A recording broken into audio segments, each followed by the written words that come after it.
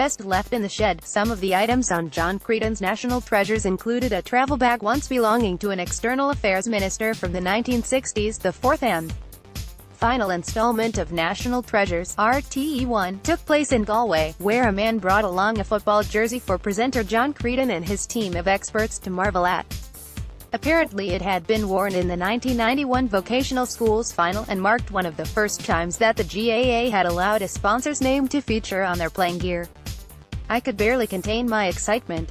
Other proffered items that set my pulse racing included an Ancient Order of Hibernians badge, a 1960s Aer Lingus travelling bag that had belonged to External Affairs Minister Frank Aiken, and some memorabilia from Ireland's participation in Euro '88. These were among the everyday objects mentioned by John Creedon at the outset that apparently reveal to us who we are as a people, but that, up to now, had been stored away in the attics, garden sheds and bottom drawers of Ireland.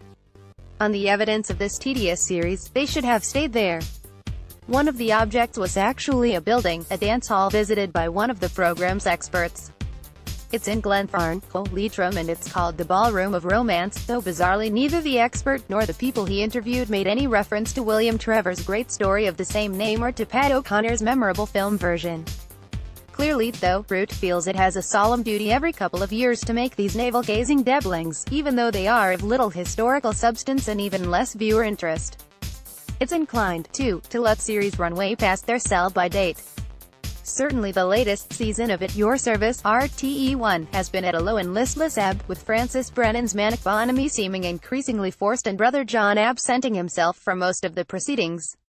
Perhaps they actually did care this week about the cafe, children's playground and petting zoo being planned by mobile home owners Eleanor and Roy and co-Carrie, but from what was discernible on screen it was hard to feel that they weren't just going through the contractual motions. And what about the contractual obligations that were enacted by Julie Etchingham and Trevor McDonald, an invitation to a royal wedding, ITV3? What led two esteemed current affairs broadcasters to front such tosh? The occasion was the upcoming marriage of Prince Harry and Meghan Markle. You can binge-watch her in Netflix reruns of Suits, about which Julie and Trevor had absolutely no information to impart, except that it would take place in the grounds of Windsor Castle.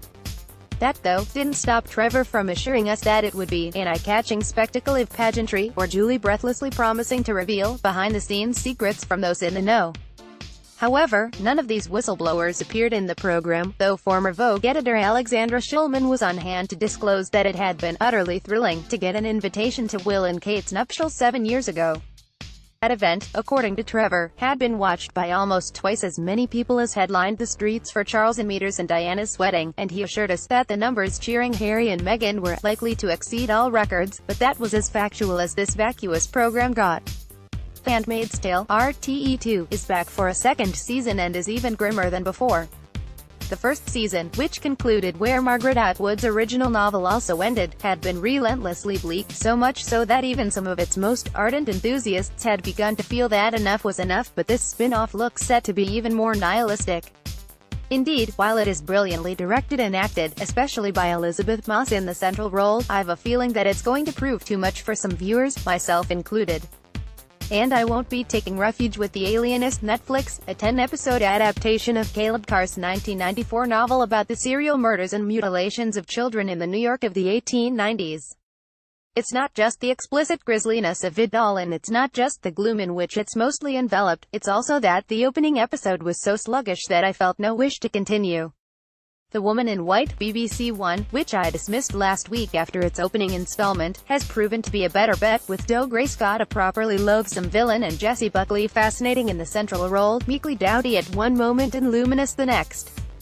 And I was entirely won over by the Killarney-born actress's exuberance on last week's Late Late Show, especially when Ryan Tubridy quoted a Radio Times article, which raved about how her Irish accent has been transformed, the gawky posture improved and the curls tamed.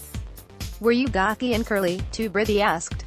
"Yes," she replied, "but I'm still Irish and I'm still gawky and awkward and curly somewhere." Titters from the audience made her realize what she had just said and she collapsed in laughter.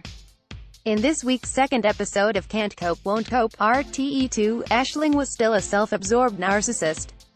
"She hasn't even asked me one single question about myself," Vancouver-based Danielle remarked to a friend, which neatly summed up both Aisling's character and the show's basic problem: how to make an egotist interesting, or at least bearable. But what is Danielle doing in Vancouver? Those scenes must have cost something. Couldn't they have sent her to Birmingham instead? In the review,